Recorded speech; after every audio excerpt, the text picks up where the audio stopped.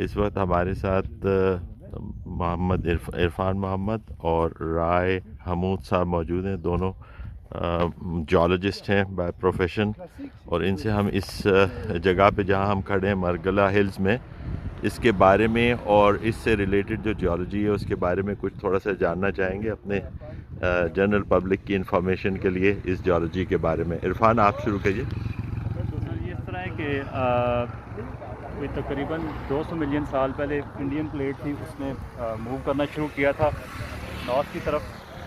और जब मूव करती गई तो आपकी डिफरेंट टाइप ऑफ लिथोलॉजीज जिसको चट्टानें कहते हैं वो डिपॉजिट होना शुरू हुई।